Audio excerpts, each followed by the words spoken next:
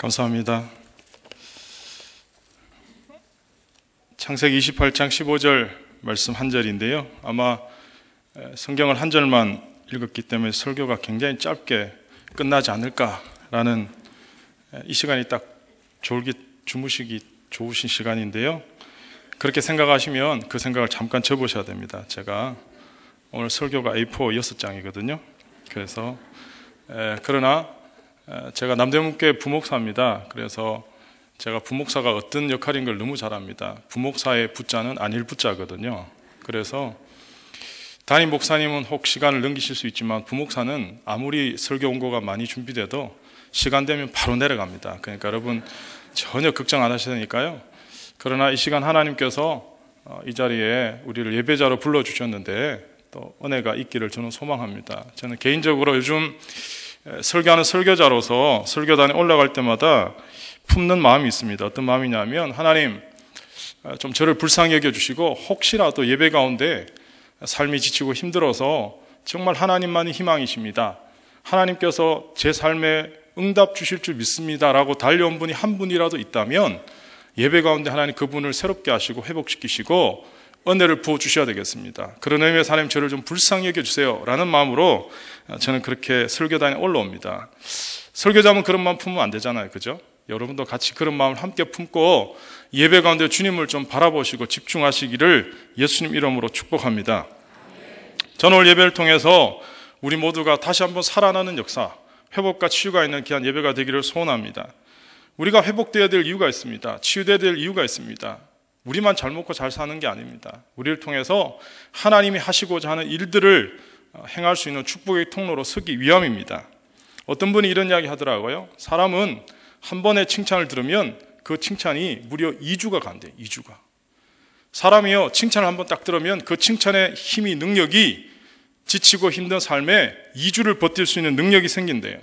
그런 의미에서 어떤 조직이든지 한 조직의 한 단체의 최대의 자산 중에 하나는 바로 분위기입니다. 어떤 조직이든지 그 조직이 잘 되는 조직, 단체 가보면 벌써 분위기가 다릅니다. 완전히 분위기가 새롭습니다. 성공하는 기업과 성공하지 못한 기업도 마찬가지입니다. 그러므로 사랑하는 여러분이 어떤 단체, 어떤 조직, 또 여러분이 몸담고 있는 이 교회가 또 오늘 서울로에 또 교회학교가 연합해서 또 순회예배를 드리잖아요.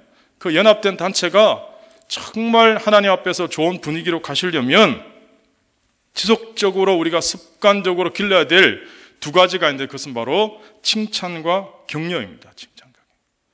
오늘 우리 모두는 주님 안에서 계속적으로 격려받아야 됩니다. 그러므로 저와 여러분이 살면서 계속적으로 훈련해야 될 것 중에 하나는 우리의 언어 습관입니다.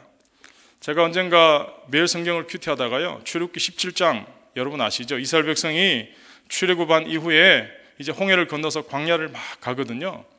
근데 출애굽기 17장 여러분 유명한 사건입니다. 모세가 손을 들어 기도하는 사건이 출애굽기 17장에 나오거든요. 그런데 그 사건 전에 어떤 에피소드 사건이 하나 있습니다. 어떤 사건이냐면 이스라엘 백성들이 출애굽기 17장 1절에 이렇게 되어 있습니다. 여호와의 명령대로 그 노정을 따라 신광야를 떠나 르비딤의 장막을 쳤더라. 이렇게 1절에 등장합니다. 그러니까 이스라엘 백성들이요, 광야를 진행할 때 자기들이 가고 싶은 대로 가지 않았어요. 하나님께서 가라고 하신 그 장소를 따라 텐트를 치고 텐트를 걷고 구름 기둥을 따라 그렇게 진행했다고요. 그런데 17장 1절에 보면 여호와의 명령을 따라 그 노정대로 신광야를 떠나 르비딤의 장막을 쳤더라. 근데 2절에 어떻게 나오냐면요, 마실 물이 없는지라 이렇게 나와요. 여기서부터 이제 신앙의 진정성이 갈라지는 겁니다. 우리가 가고 싶어 간 게 아니잖아요. 이스라엘 백성들이 가고 싶어서 지도에 점 찍어서 그 다음에 여정지는 이쪽이 될 거야, 동쪽이 될 거야, 서쪽이 될 거야, 그렇게 가지 않았다는 거예요. 하나님이 가라고 해서 갔어요. 하나님이 가라고 해서 갔으면 뭔가 쫙 열리는 역사가 있어야 되잖아요. 그런데 르비딤의 장막을 쳤으나 마실 물이 없었대요. 그런데 재미있는 건 3절에 이렇게 됩니다. 이스라엘 백성들이요, 어떻게 한지 아세요? 여러분 아시는 것처럼 출애굽한 이스라엘 백성들의 주특기는 원망입니다. 취미는 불평입니다. 그래서 입만 열면 죽겠다, 못 살겠다, 안 된다, 이게 뭐냐? 그러니까 늘 입만 열면 죽겠다, 못 살겠다 하니까 하나님 진짜 다 죽여버리셨어요. 그래서 가나안 1세대는 진짜 다 죽어버렸어요. 여호수아 갈렙 외에는 단 한 명도 가나안 땅에 들어간 사람이 없습니다. 성경이 그것을 증언하잖아요.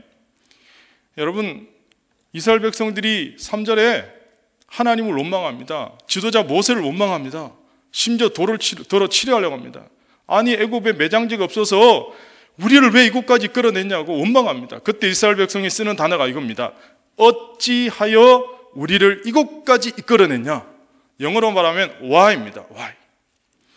여러분, 우리가 하나님 앞에서 기도할 때도요, 질문을 바로 던지셔야 답을 제대로 얻습니다. 하나님 앞에 엉뚱하게 질문해 놓고 응답받기를 원합니다.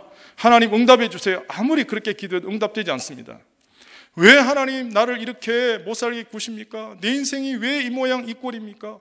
왜 내가 이런 환경에 빠져야 됩니까? 왜 내가 이런 상처받아야 됩니까? 여러분, 그렇게 기도하시면 하나님 응답하십니까? 하나님 응답하지 않습니다. 이스라엘 백성들은 왜? 그런데요, 모세는 그 원망하는 이스라엘 백성들의 소리를 들으시고, 아마 제가 모세 입장이었으면 그렇게 못했을 것 같아요. 역시 지도자는 다른 것 같아요. 모세는 왜 하나님 나를 이 말도 안 듣는 불평하고 원망하고 입만 열면 죽겠다 못 살겠다 늘 지도자를 원망하는 이스라엘 백성들의 지도자 삼으셔서 여기까지 왜 나를 이끌어내셨습니까? 왜 그렇습니까? 하나님, 그렇게 질문하지 않았습니다. 원망하지 않았습니다. 모세는요, 이렇게 하나님께 기도합니다. 하나님, 어떻게 할까요? how로 질문합니다. how. why로 질문하는 것과 how는 완전히 다릅니다. 오늘 우리가 하나님 앞에서 why로 질문하고 기도하면 하나님 응답하지 않습니다. 어떻게로 질문하셔야 됩니다. 우리가 기도할 때마다 하나님 앞에서 계속적으로 우리는 좋은 언어들을, 좋은 언어들을 실천해야 됩니다. 그런 의미에서 우리가 오늘 함께 만났잖아요.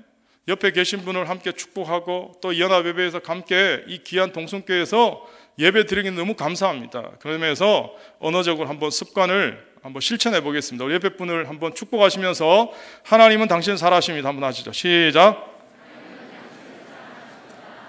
네. 한번 더 하시죠. 옆에 분 이렇게 보시면서 좀 진정성을 담아서 나도 당신을 사랑합니다. 시작.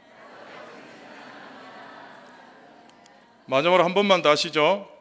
제가 이렇게 하는 건 저희 교회에서 계속 저희 성도들한테 하는 거기 때문에 하는 겁니다. 제가 오늘 동성교회가 아니고 남대문교회로 착각했어요.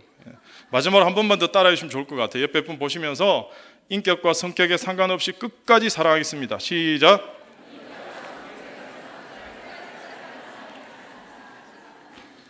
아마 속으로 그렇게 생각하실 거예요. 저 성격 저거 예수님도 감당 못하셔서 십자가에 못 박혔잖아. 그렇게 생각하십니까? 예수님께서요, 세상에 있는 자기 사람들을 끝까지 사랑하셨어요. 끝까지. 저 오늘 옆에 있는 분이 하나님 나라에 갈 때까지 함께 주님 나라를 선포하고 이루어가야 될 동역자인 줄 아시고 인격과 성격에 상관없이 끝까지 사랑하는 여러분 되시기를 축복합니다. 우리가 사람을 볼 때 단점을 보려고 그러면 한도 끝도 없잖아요.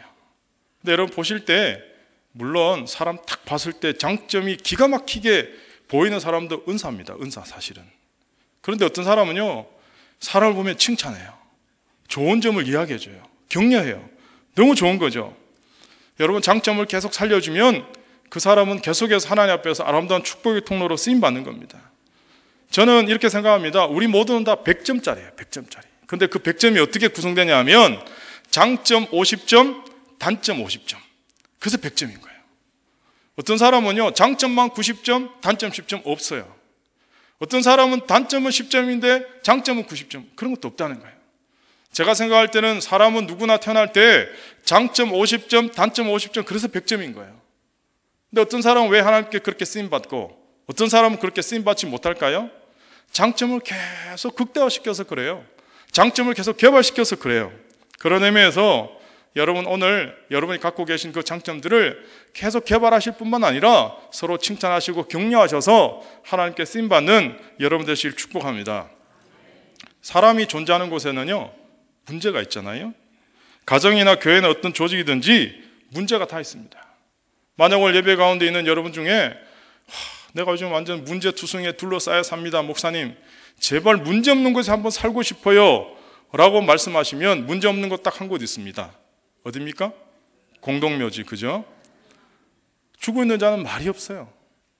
살아있는 곳에는요 항상 시끌벅적합니다. 문제가 있습니다. 여러분 교회도 마찬가지입니다. 소위 규모가 크든 작든 교회는요 문제가 있게 되어 있습니다. 사람이 모이기 때문에. 그러나 교회는 비판하는 곳이 아닙니다. 세상에는요 다 비판합니다. 너 때문이야. 너가 잘못해서 그래. 다 지적질합니다. 돌직구 난립니다. 요즘 젊은이들 하는 말로. 그러나 교회는 허물을 덮어주는 곳입니다. 교회는 사랑으로 감싸주는 곳입니다. 용서하는 곳이 바로 교회입니다. 달라스 총장을 지내고 미국의 10대 설교관에 들어가는 척스윈돌 목사님 에피소드인데요. 이분이 어느 날 주일날 대회 때 이렇게 설교하셨어요. 여러분, 우리 그리스도인은 교통신호부터 철저하게 잘 지켜야 됩니다. 법을 잘 지켜야 됩니다. 특별히 교통신호를 잘 지켜야 됩니다. 그렇게 설교하셨어요. 그래서 그날 오후에 목사님이 예배를 다 끝마치시고 집으로 가시면서 이제 운전을 하고 가시다가 무슨 생각에 빠지셨는지 깜빡 빨간불인데 지나가셔버린 거예요. 근데 꼭 목사님이 실수하면 꼭 그걸 지켜보고 목도하는 성도가 꼭 있잖아요. 근데 길 건너편에 자기의 집사님이 보신 거예요. 아차 싶었지만 이미 때는 늦은 거예요. 야, 해필이면 내가 이럴 때 꼭 들켜갖고 그래서 어떻게 하나 이미 뭐 늦었으니까 할 수 없지 하고 집에 갔는데 아니나 다를까 그날 저녁에 그 교인으로부터 전화가 왔어요. 목사님, 내일 점심 때 어느 식당으로 좀 나오세요. 좀 만납시다. 야, 드디어 올 게 왔구나. 하나님 앞에 그날 저녁에 목사님 기도하셨대요. 하나님, 제발 좀 피할 길을 좀 주세요. 피할 길을. 아무리 기도했는데도 하나님이 응답이 없는 거예요. 그러다 어느 순간 하나님이 아이디어를 하나 주셨어요. 그리고 이튿날 정말 식당에 가보니까요, 이 교인이 혼자만 온 게 아니고 허다한 증인을 다 데리고 온 거예요. 목사님 혹시 발뺌할까봐 허다한 증인이 다 왔어요. 아니나 다를까 교인들이 이제 탁 지켜보고 있는 거예요. 목사님이 과연 어제 내가 교통신호 위반한 거 부인 하나 아니면 시인 하나 탁 보려고 지금 책 잡으려고 교인들이 딱 있는데 목사님이 그 식당을 탁 들어가시면서 갑자기 호주머니 안쪽에 준비한 목걸이가 하나 있었어요. 그 글자를 쓰인 목걸이를 탁 붙여가시고 목에 거셨는데 앞에 이렇게 쓰는 거예요. 나는 죄인입니다. 나는 죄인입니다. 그렇게 하니까 교인들이 안 그래도 목사님이 부인 하나 시인 하나 그러고 있는데 나는 죄인입니다. 그러니까 교인들이요 막 웃고 막 그렇지 그래 우리 목사님 대단하신 분이야. 그런데 뒤를 딱 돌아서시니까요 등 뒤에도 글자가 하나 걸려있는데 어떻게 걸려있냐면 너희 중에 죄 없는 자가 돌을 들어 나를 치라. 그렇게 적혀 있었다는 거예요. 여러분 세상에 실수하지 않은 사람이 없습니다. 다 문제 있습니다. 다 실수합니다. 그러나 그것들을 어떻게 감싸주느냐 덮어주느냐가 참 중요한 것입니다. 저는 여러분이 속한 단체가 조직이 교회가 허물을 덜쳐내기보다는 용서하고 사랑하고 이해하고 주님의 사랑으로 감싸주는 그런 은혜가 있기를 다시 한번 축복합니다. 창세기를 묵상해 보면요 특별히 4대 족장 중에 야곱의 일생을 참 많이 생각하게 됩니다. 왜냐하면 야곱의 일생이 어떻게 보면 오늘날 21세기 한국의 그리스도인들과 참 닮았다라는 생각을 하게 됩니다. 예수님을 정말 믿기는 믿는데 인간적인 수단과 방법을 버리지 못한 모습, 끊임없이 자기의 잔머리 굴려서 자기의 목적과 자기의 목표를 이루고자 하는 그 습성, 버리지 못한 그 무속. 그럼에도 불구하고 끊임없이 하나님이 사랑으로 다가오시고 끊임없이 책임지시려고 하신 하나님의 그 은혜가 오늘 이 본문에 녹아져 있습니다. 여러분 아시는 것처럼 야곱은요 믿음의 3대째 가정입니다. 모태신앙입니다. 3대째 예수 믿는 가정입니다. 맞죠? 아브라함, 이삭, 야곱이니까 3대째 예수 믿는 모태신앙이에요. 태어날 때부터. 그러니까 저 혼자 상상해보는 거예요. 태어났을 때 엄마 리브가가 야곱에게 신앙교육 했을까요? 안 했을까요? 그게 여러분 신앙입니다. 그게 여러분의 모습입니다. 했겠죠. 당연히 니네 할아버지 아브라함 믿음의 조상으로 선택받아서 니네 아빠 이삭은 믿음의 아버지야. 그래서 엄마 리브가가 그 야곱을 뱃속에 가졌을 때부터 하나님이 너를 태중에 가졌을 때 너를 하나님이 큰 자로 세우려고 하셔서 이야기하셨을 거라고요. 그러면 야곱이 태어날 때부터 그 신앙교육을 잘 받았으면 어떻게 해야 됩니까? 하나님의 방법대로 가야 되잖아요. 그런데 성경은 오늘 본문은 그렇지 못한 겁니다. 하나님이 그를 장자로 큰 자로 세우려고 약속하셨으면 하나님의 때까지 기다려야 됩니다. 그런데 야곱은 기다리지 못합니다.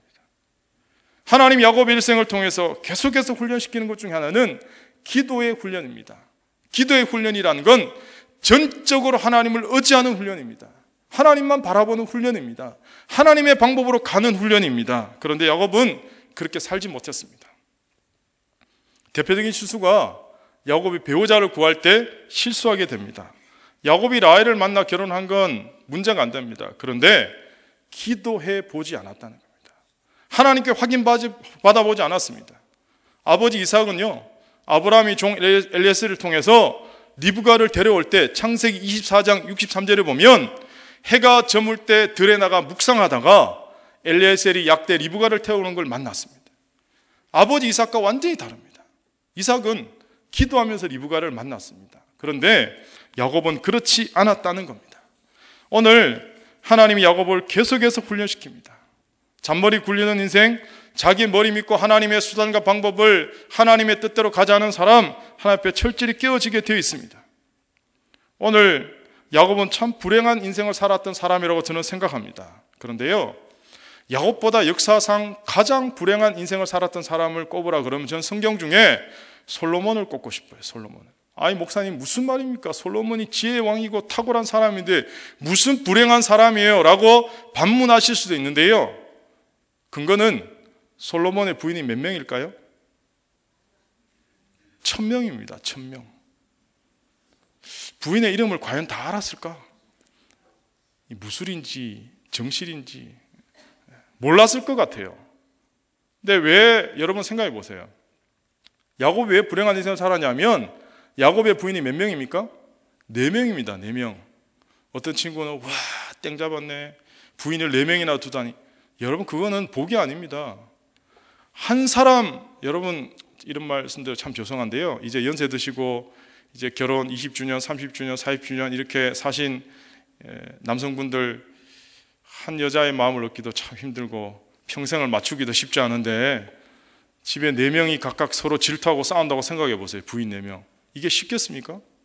그리고 그 당시 고대 근동에는요, 동침권이 여자에게 있었습니다. 남자에게 있는 게 아니고. 그래서 루벤이 들에 나가 합 한 채를 구해왔을 때 레아가 그 동침권을 사잖아요. 팔잖아요. 예. 그래서 여러분, 야곱에게 4명이 부인이 있다는 건 결코 행복한 일이 아니었습니다. 하나님은 야곱의 일생을 통해서 계속해서 훈련시키는데 야곱이 첫 번째 깨어진 건 어디서 깨어지냐 하면 밧담 아람 외삼촌 집이었습니다. 외삼촌 라반을 만났을 때요, 야곱이 깜짝 놀랐어요. 흔히 이런 이야기 합니다. 목사의 설교로도 안 바뀌면 임자 만나면 바뀐다고. 야곱이요, 이름이 뜻이 뭡니까? 형의 발뒤꿈치를 잡은 자잖아요. 속이는 자잖아요. 오늘 이 28장 본문에도 하나님의 뜻대로 기다려야 되는데 기다리지 못해서 자기 수단 방법으로 하다가 형의 살해 위협을 받고 엄마가 도피시키는 거잖아요. 그래서 도망가다가 지금 하나님 만난 장면이에요. 그런데요, 야곱이 도망가서 외삼촌 라반을 만나보니까요, 자기보다 더한 거예요. 이야, 나도 이 머리 굴리는 건 대단한 사람인데 라반을 만나보니까 갓파더예요. 갓파더. 대부예요. 대부. 성경에 나오잖아요. 외삼촌이 야곱의 품삯을 몇 번이나? 10번이나 더 바꾼 거야. 야, 내가 연봉을 이만큼 줄게. 열심히 일해. 근데요, 돈 줬는데 돈이 액수가 안 맞는 거예요. 야야, 뭐 외삼촌과 조카 사이에 그럴 수 있지. 다음에 내가 잘해줄게. 물론 성경에 이런 이야기 없습니다. 제가 상상해보는 겁니다. 그렇게 여러분 품삯을 바꾼 게 성경에 10번이나 넘는데요. 10번. 보통 10이라는 숫자는 많다라는 이야기거든요.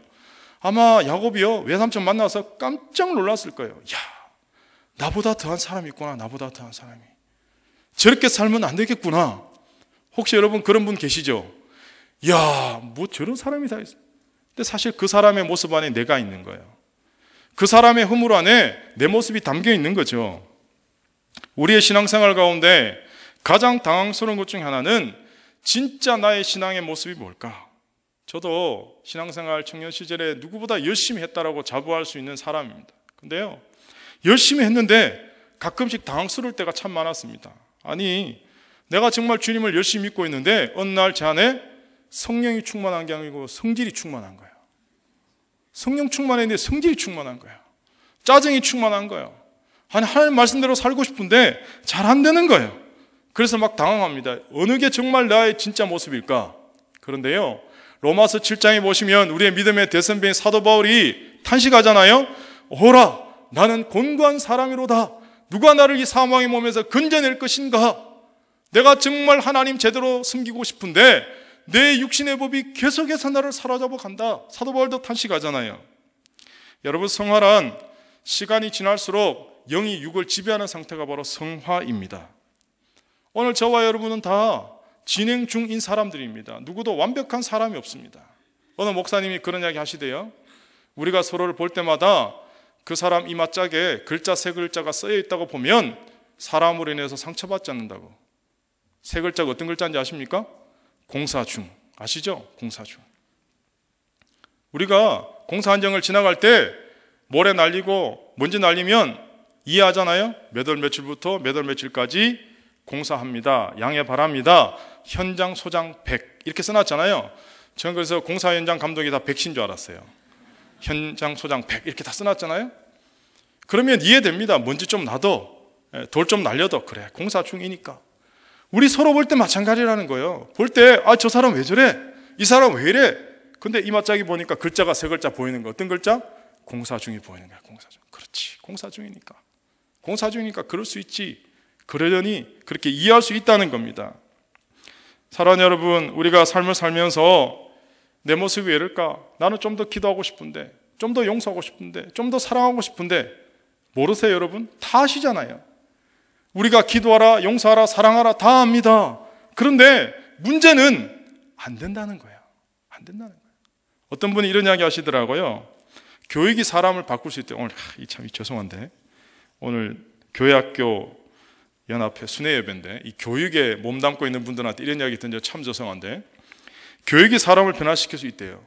그런데 감옥에 가는 사람들의 평균 IQ가 120이 넘는데요. 120이면 거의 수재 수준이거든요. 다시 말하면 이분들이 내가 이런 일 저지르면, 내가 이런 나쁜 일을 하면 감옥 갈 줄 몰라서 안 하는 게 아니라는 거예요. 그것을 멈출 수 있는 능력이 없다는 거예요. 오늘 마찬가지죠. 우리가 기도해야 됩니다. 용서해야 됩니다. 사랑하며 살아야 됩니다. 이해하며 살아야 됩니다. 다 압니다. 근데 문제는 내 안에 그것을 행할 능력이 없다는 거예요. 그 능력은 어디서 옵니까? 성령의 기름 부으심을 통해 오는 거예요. 그런 의미에서 오늘 우리 교회학교 연합회가 교육 열심히 하셔야 됩니다. 열심히 가르쳐야 됩니다. 특별히 오늘 선생님들 열심히 한 영을 가슴에 안고 가르쳐야 됩니다. 그러나 그 가르침 위에 성령의 기름 부음이 부어질 때 진정으로 변화가 일어나는 줄 믿습니다. 사랑하는 여러분, 그런 의미에서 여러분 한 분 한 분 하나님 앞에서 자신의 힘을 믿고 사는 게 아니라 성령의 기름 부으심을 따라 오직 하나님만 바라보는 여러분 되시길 바랍니다. 예전에 한국에 경마 부정 사건이 있었대요. 그때 신문기사에 이렇게 보도가 된 적이 있습니다. 경마 조련사들이요, 그날 어느 말이 1등할지를 다 안대요. 어떻게 하냐면 경마 시합이 있기 일주일 전부터 1등할 말에게 좋은 잠자리, 좋은 먹이 막 잘해준대요. 나머지 말들은 막 홀대하는 거예요. 먹이도 아무거나 주고 잠도 막 아무거나 이렇게. 그러면요, 그 다음 일주일에 경마 시합하면 반드시 흰말이 1등한대요. 다시 이걸 조작해서, 승부를 조작해서 그 다음 주에 검은 말이 1등하길 원하면 그 검은 말에게만 좋은 먹이 주고 좋은 잠자리 주고 나머지 말들은 다 홀대하고 먹이도 제대로 안 주고 굶기면요, 그 다음 시합하면 누가 1등할까요? 검은 말이 반드시 1등하게 돼 있다는 거예요. 오늘 저와 여러분에게 마찬가지입니다. 오늘 우리 안에 영과 육이 계속 싸웁니다. 흰 말과 검은 말이 계속 싸웁니다. 어느 쪽을 먹여주느냐에 따라서 승리할 수 있는 겁니다. 오늘 여러분의 삶이 예배의 최우선을 두고 말씀 묵상해서 하루를 깨우며 기도하면서 하루를 시작하면, 마감하면 하나님을 의지하는 그 사람 당연히 영의 법칙을 따라 살 것입니다. 그런데 육의 법을 따라 살면 여러분 육신에 질 수밖에 없는 겁니다. 신앙이란 다시 말씀드려서 영이 강하게 되는 겁니다. 어느 누구도 육의 법에서 자유로운 사람이 없습니다. 우리가 이 육의 법을 깨려면 성령의 법을 따라 살아야 됩니다. 여러분 질문 하나 드려볼까요? 사람이 하늘을 날 수 있습니까? 없습니까? 안 날아보셔서 잘 모르시죠? 날 수 있다고 할 수도 있고 없다고 할 수도 있고. 근데 비행기 타면 날 수 있잖아요. 비행기 타면. 비행기 타보셨죠? 제가 얼마 전에 어떤 청년을 만났는데요, 마음이 너무 아팠어요. 왜냐하면 이 청년이 나이 40이 되도록 비행기를 한 번도 못 타봤대요. 비행기를 한 번도 못 타봤대요. 근데 이 청년 안에 어떤 마음이냐면 비행기 타면 비행기가 떨어질까 봐. 요즘 이제 여러 공포증들이 많잖아요. 정신적인 이 충격들이 많은데 이 사람은요, 비행기가 떨어질까 봐 한 번도 비행기를 못 탔대요. 제가 마음이 너무 아팠는데요. 어쨌든 비행기를 타면 하늘 납니다. 여러분, 비행기가 하늘 나는 이유가 뭔지 아십니까? 우리 사람이 하늘 날기도 힘든데 그 엄청난 쇳덩어리가 어떻게 하늘 납니까? 하늘 못 날죠. 왜냐하면 오늘 우리 전 지구상에 당기는 힘, 만유인력, 중력이 다 작용하기 때문에 못 납니다. 그런데 비행기가 하늘을 날 수 있는 건 항공역학 법칙에 의해서 양력이라는 힘이 있는 거예요. 양력. 양력이 중력을 더 세게 강하게 치면 올라가는 거예요. 중력이 없어져서 비행기가 하늘 나는 게 아니고요, 양력이란 힘이 중력을 이기기 때문에 올라가는 거예요. 오늘 우리가 살고 있는 이 삶 가운데 여러분의 삶의 자리에서 유교법이 계속 우리를 사로잡아 갑니다. 오늘도 사단이 우리를 찢고 까봅니다. 계속 우리를 넘어지게 만듭니다. 우리의 삶 현장에서 눈물 흘리게 만드는 사건과 염려, 문제들이 어젯밤에도 혹시 두려움 가운데 잠 못 이루는 밤을 연출하신 분 있을 겁니다. 그 모든 것들을 우리가 어떻게 이길 수 있습니까?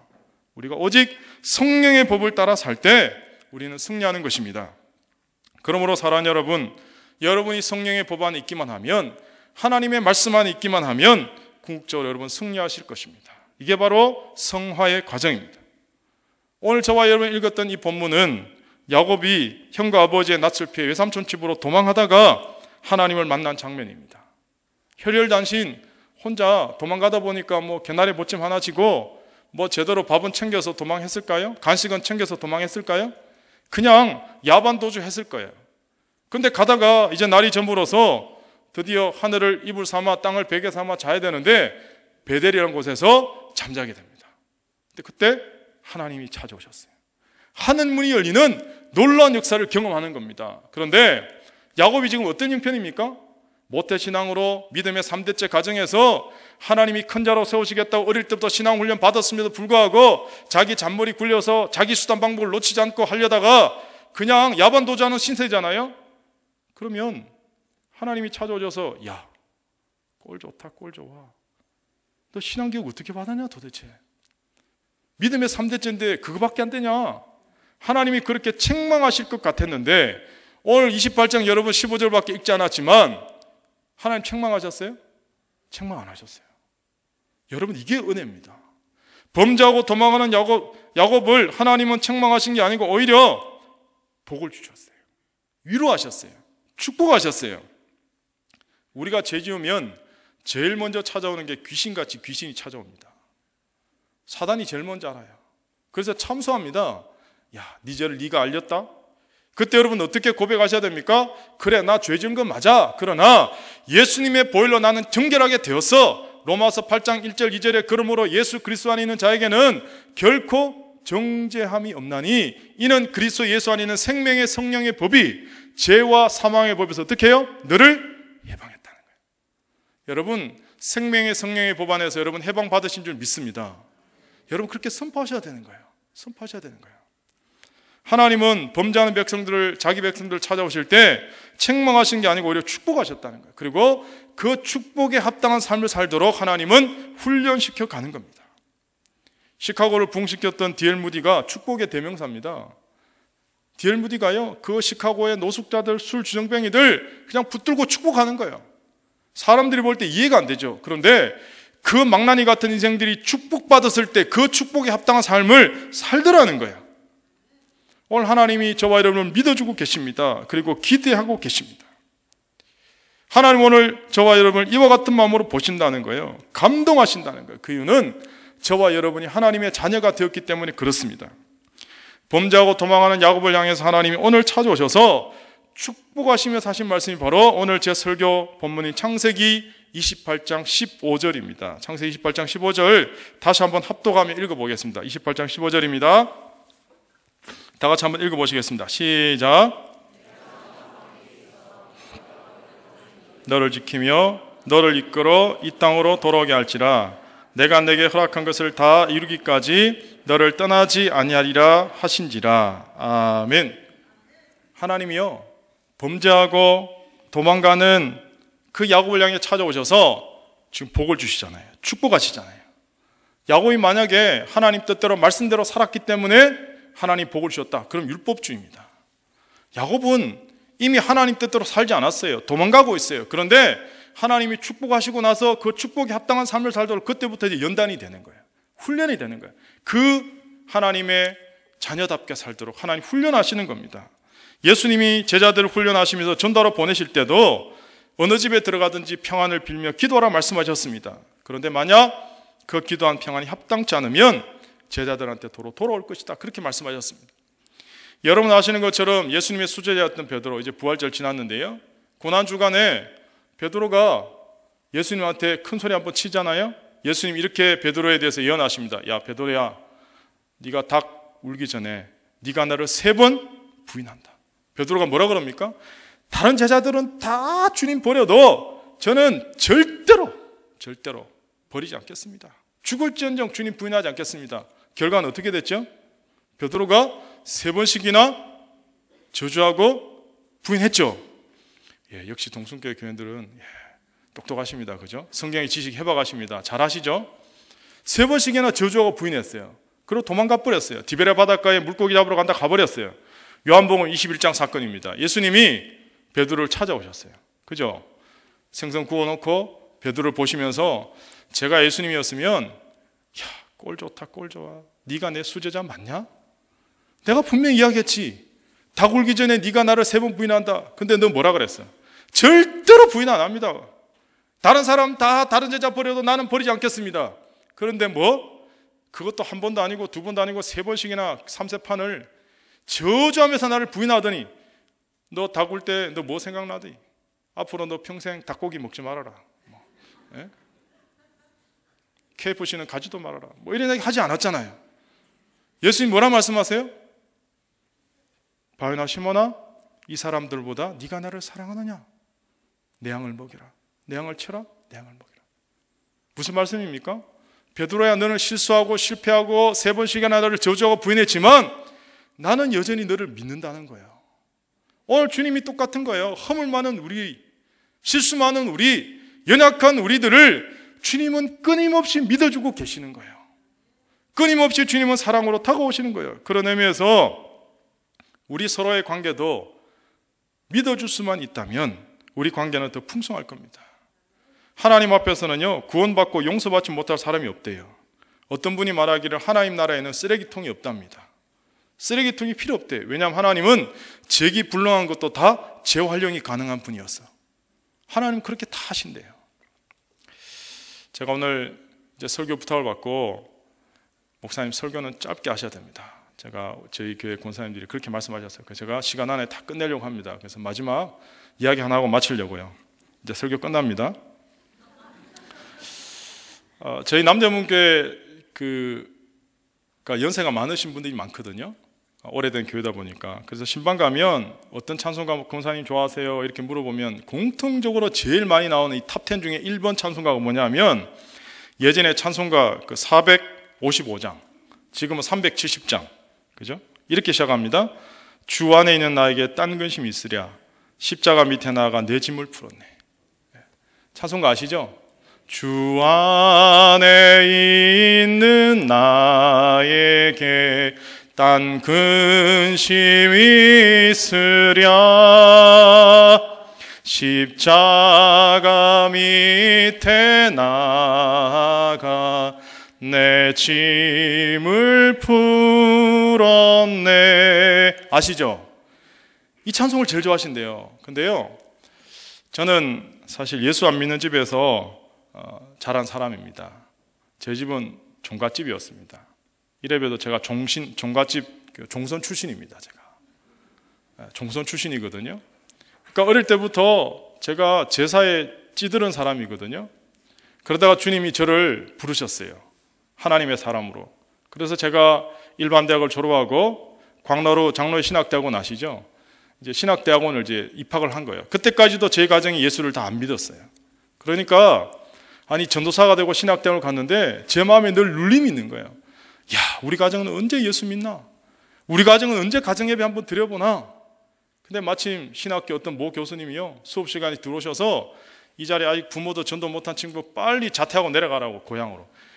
그 말에 제가 얼마나 충격을 받았는지. 안 그래도 제가 마음에 부모님 전도 못한 거 제가 안 하려고 안 한 게 아닌데 금식하며 기도해도 안 되는 걸 어떻게 해요? 그러나 하나님 언젠가 하시겠지 하는 믿음으로 버티고 있는데 그 교수님이 누구라고 이야기하면 여러분 다 아시는 교수님이니까 생략하겠습니다. 자막은 안 나갑니다. 근데 제가 상처가 되는 거예요. 제 안에 늘 눌림이 있는 거예요. 그날도 어느 날 오후에 여러분 아마 장로의 신학대학원 가보셔서 아실 겁니다. 이렇게 언덕으로 길이 올라가게 돼 있잖아요. 근데 이 언덕길을 이렇게 쫙 올라가는데 그날따라 마음이 굉장히 괴로운 거예요. 그날따라 더 하나님 언제쯤 우리 집 예수 믿겠습니까? 언제쯤 우리 부모님 예수 믿겠습니까? 아니 친구들은 다 부모님이 기도하는 부모님 만났고 저렇게 했는데 저는 맨날 혼자서 이렇게 하나님 언제쯤 되겠습니까? 그렇게 막 하나님 앞에서 참 힘들고 어렵고 막 그렇게 올라가는데요, 제 마음속에 갑자기 찬송가 하나가 막 울려 나오는 거예요. 무한 반복으로 계속. 그게 바로 오늘 이 찬송가 370장입니다. 주 안에 있는 나에게 딴 근심 있으랴. 주 안에 있는 나에게 딴 근심 있으랴. 계속 나오는 거예요. 저도 모르게. 제가 그래서 가만히 들어봤어요. 아하, 내가 주님 안에 있지. 주님 안에. 아니 내가 주님 안에 있다고 하면서 왜 근심하고 있지? 내가 주님 안에 있고 주님이 나와 함께 하시는데 내가 왜 염려하고 있지? 그래, 주님께 맡기면 되는데, 주님께 맡기면 되는데. 그때요, 제가 얼마나 그날 기도실에 가서 울었는지 모릅니다. 결론은 지금 저희 집 어떻게 됐을 것 같아요? 예, 다 예수 믿죠. 저 때문에 다 가정 복음화 되고 저희 부모님들 신실한 집사님들 되시고 열심히 새벽을 깨우고 계십니다. 저희 집안 자체가 다 바뀌었습니다. 벌써 바뀐 지가 10년도 더 됩니다. 벌써 다 바뀌었습니다. 변하셨습니다. 그런데요, 제가 그때 느꼈어요. 아, 주님 안에 있는 자에게 딴 근심이 없구나. 하나님이 함께 하시는 사람에게는 두려움이 없구나. 사랑하는 여러분, 하나님이 오늘 여러분과 함께 하신 줄 믿습니다. 오늘 제 설교 제목이 내가 너와 함께 하리라라는 제목입니다. 오늘 범죄하고 도망가고 실수하는 야곱을 향해서 오늘 창세기 28장 15절을 통해서 내가 너와 함께 있겠다고 약속하셨던 그 하나님 말씀이 오늘 여러분에게 동일하게 주어지는 하나님 말씀 되시기를 예수님 이름으로 축복합니다. 기도하겠습니다. 하나님 아버지 감사합니다. 오늘 귀한 예배 부정한 종을 세우셔서 하나님 말씀 전하게 하신 것 감사합니다. 사랑하는 주의 백성들이 하나님이 우리와 함께 하신다는 이 믿음의 고백으로 주 안에 있는 자에게 딴 근심 없음을 고백하고 날마다 주님을 찬송하는 믿음의 백성들 되게 해 주시옵소서. 예수님 이름으로 기도드립니다. 아멘.